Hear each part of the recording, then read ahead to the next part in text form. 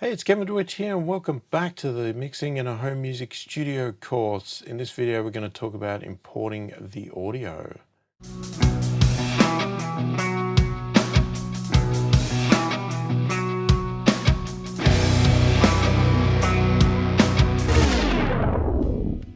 So firstly, if you are new to the channel and new to my videos and you like what you see, please click the thumbs up, subscribe to the channel, click the notification bell to be notified of all my future videos. So importing the audio. So pretty early on in the stage of mixing, obviously in the previous video, we talked about setting up the session, setting up the project, whatever you want to call it. Now, once you've done that, the next thing is to get the audio in, right? So now whether this is a client song and they've sent you the audio, or it is your song and you've got your audio there out of your recording software, or, depending on how you do this, if you record it, it could already be in your software ready to go for mixing now, but we got to cover this off because it could be a case of that you're using different software for recording and mixing. It could be that you are working on client songs or a friend's song or whatever it else, and they've sent you the actual audio files and you're going to mix it for them. So in this video, we're going to run through that process. So we got our session set up. We're going to import our audio now so that we can get ready to start mixing the song. So let's get into it. I'll show you how I do it. Okay, so we've got our session open here and we're going to start to import our music. Now, there's a few ways that you can do it in Cubase. You can actually go into the pool and import files, through that window, and you can import audio files from the menu. The way I like to do it, and this is just my workflow, okay, it may not be the most sensible way to do it, to be honest. I don't know. This is just the way I like to do it. So you can either do it my way or do it however you normally do it and the process that you prefer. But what I like to do is, obviously I'll come across here and then I'll just select the files and then I'll drag it to an empty space on the window in Cubase, drop them, and we get a choice of inserting them in one track or different tracks. We want them in different tracks. And I will generally set it to copy all files to the project folder. Okay, so because I like to have all my audio contained in the project folder so they're not scattered all over the place. I know exactly where they are. It does mean that I will then go back and delete these files because these will be in a different location. And I also have it set to convert to project settings. So if for some reason I had my project set to 44.1K sample rate, but I was importing 48K, this would automatically convert the files for me to 44.1K. Now I suggest that you pick what format you want to do, and if you've got 48K files, then set your project up as 48K if that's what you prefer to mix in. It's always best to mix in the highest format that the audio came in the first place. Okay, if you recorded at 44.1, do not create a project in 48K because there is very little benefit to doing that, if any. Some claim that it improves plugin performance and sound, but it can't really do anything to your audio files because you cannot add detail in that was not there in the first place generally. So anyway, I always set it to convert just to be sure that all the files are there, and this is just basically how I have the settings. So we do that and it will create a heap of tracks, and I'm going to do that for all of the audio. I'm going to go through one at a time.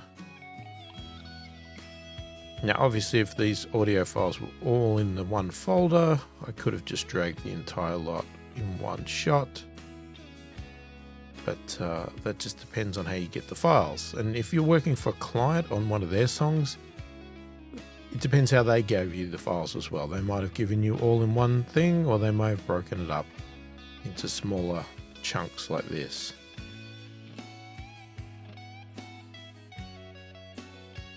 So I'll just get all these in.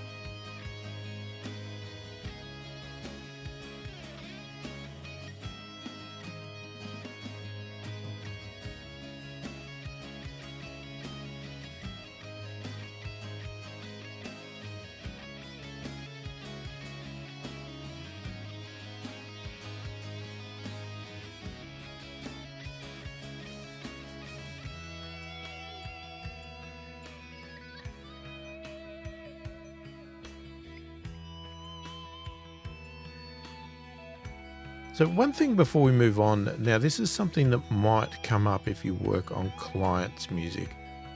Quite often what happens is clients will export their audio out and you might get every track as a stereo file. Now, you can work in mixing in those stereo files if that is what you prefer. Me personally, I like to have my tracks as the instrument should be. So if it's a kick and it is a mono kick, which it normally is, I prefer to have it as a mono track for various reasons, just because I know what it is. It makes sense to me. Panning is easier. It's, sort of different when it's mono or stereo, and it uses less resources. Stereo usually uses more resources, especially stereo plugins and things like that. So there is some benefits to it. Now, you can come in and convert them in your software and all that sort of stuff. But if it's something that you work with a lot, I actually use a program called Manizer. Sounds like a weird name. And it's pretty simple. So if you're going to be doing this process a lot, it's definitely good software to get. You just basically drag the audio in and then just go analyze, and it will tell you whether it's a stereo file, mono file, whatever it is. And now if you look at this one here where it says mono file, what would happen is it would come up if it was a mono audio source in a stereo track, it would say it's stereo but should be converted, and it would pick convert mono left or convert mono right. And then you would just pick your location and you would just go process, and it would convert the audio file to a mono. So just keep that in mind. That it's something, I've probably got a video somewhere else on YouTube to look at this if you want to go into more detail about this program. But if that's something you think you're going to be doing regularly, then definitely check that out. All right, so we're back in our project now. We've got all the audio files. You can see they are all the same length, right? So you can guarantee there's no guessing of where these files should be or anything like that. You know where they are. Just drop them down in this place and they'll go from start to finish, okay? Now, two things I like to do. First off, if we've done a marker here for this entire song, I'll usually drag it out to be the length of this and then set my cycle point for the entire song to cover the distance of these audio files. Now, you might be thinking, okay, but you just dragged all these audio files and created new tracks when you just set up this whole template. Now, this is where you might have a different workflow to me and you might not like my workflow. But what I will do now is I will actually select all the bass tracks and I will drag them under the folder for bass. I will then grab whatever else we've got. Okay, so in the case of here, we have all the drums and drag them under drums, right? And then we've got guitars and I will drag them under guitars. Then we've got some pianos and synths or keys, drag them under keys. Orchestra, drag them under orchestra. We've got some percussion, drag them under percussion. Then we have some samples, under samples. We have BGVs, which we'll drag under BGVs. Then we have Vox, under Vox. And we'll keep this file here. So this is a rough mix that I did basically from the recording. Now, if you're working with clients, there's a chance that they might send you a rough mix to give you a gauge of what their song or what they feel their song should sound like. We're going to utilize this, but what we are going to do is I'm going to mute it. And what this allows us to do is while we are mixing, if I actually click on leave it muted, but I click on solo, it will suddenly mute every other track, right? So all our mix will be muted and we'll hear the rough mix. And then if I click solo again, it goes back to being muted and then our mix comes back. So it's a nice, easy way to just flick between the two to listen. Now you can get some reference software and stuff like that that I use generally as well.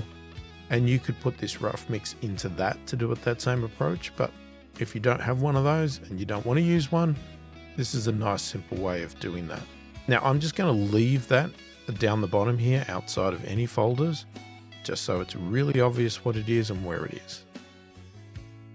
So once I've dragged them into the folders, and again, this is where it gets a bit convoluted. Now what I want to do is I want to basically move these audio files onto the tracks I've created.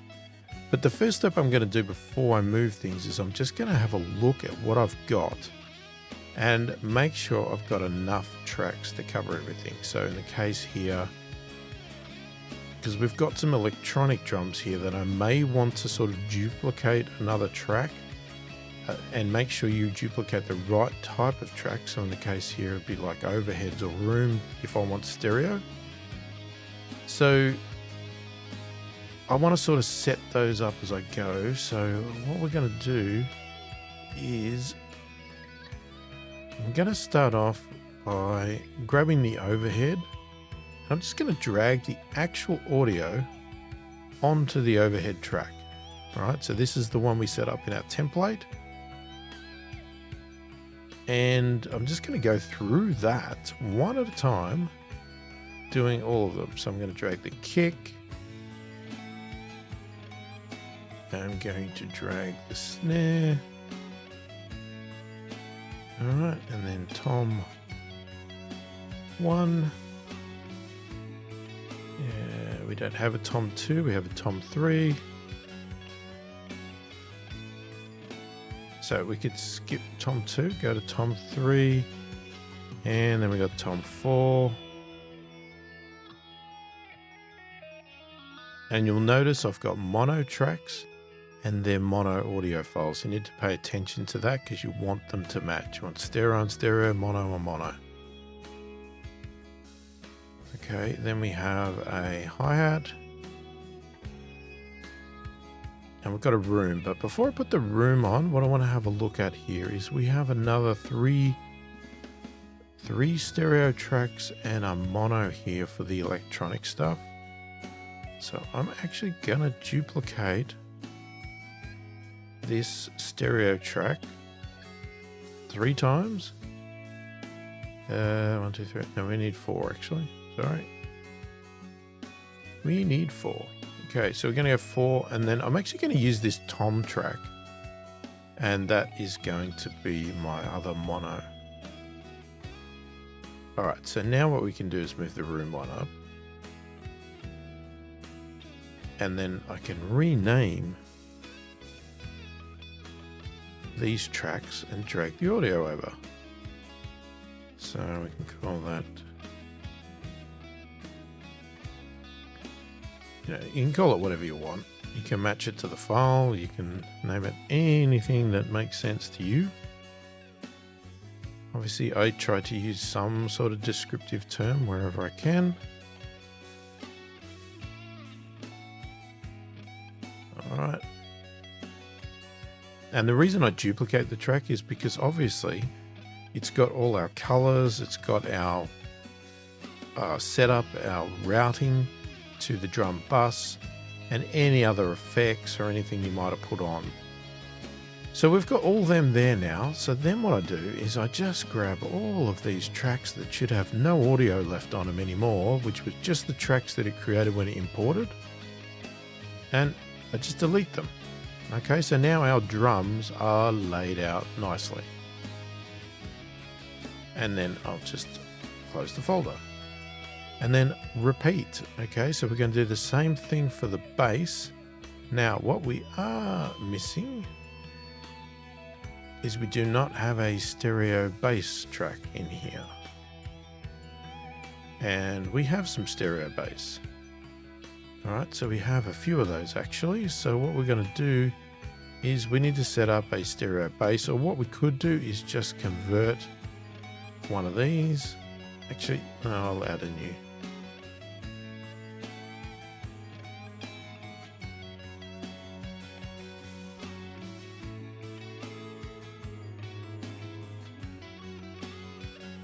So I'll just add it first. And then what I'll do is I'm actually going to go over to the mix window, and then I'm just going to compare the settings on this to our actual base here. So I'm going to look at the routing. I'm going to take that away, and then I'm going to set that to the base bus. So that's basically set up, and what we need to do is obviously change the color. So we want to set the color to the same, and we'll give it a name in a minute. But what I'm going to do is we've got 1, 2, 3. So again, I'm going to duplicate that. So we've got 3 of those, and we've got 1 mono base. So then I'm going to I'm going to move that up to the mono base, and I'm going to adjust its name to suit. And we'll do the same with the others. So in this case here, I'm just going to move them all up, and then I'll name them. So we'll go base amp, E bass, and V bass. All right, and again, we're going to remove the unused tracks now and reduce the folder. And then we're going to repeat again. We're going to do the same thing over and over again and just get all of these laid out to the correct way. Okay, so use this same process through all the tracks. So I'll just do that now, and we'll come back and I'll have it all laid out and finished. Okay, so we've got them all laid out now, so that all the files are imported, they're all placed on here, and yeah, everything's looking good. All right, it's all laid out exactly how we want it. Now there's a lot of obviously space in these tracks, and we will talk about that.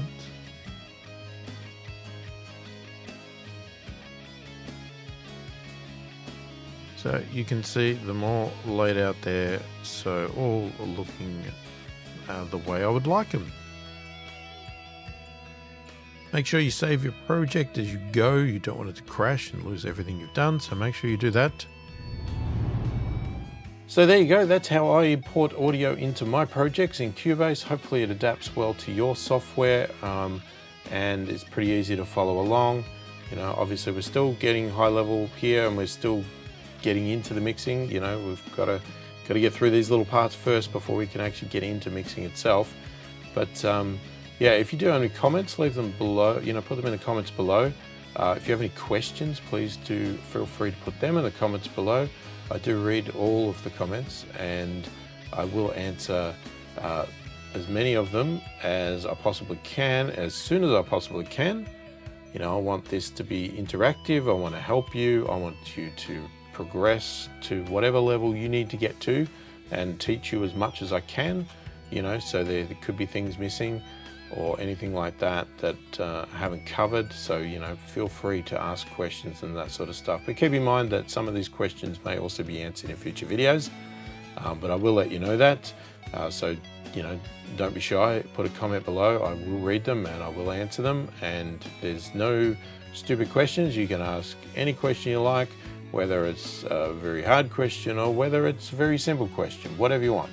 Right, I want you to learn and get as much out of this course as possible, so please do ask questions if you do have any. Again, if you like the video, please click the thumbs up, subscribe to the channel, click the notification bell to be notified of all my future videos. Hopefully the video has been helpful. Thank you for watching, and I'll catch you in the next one.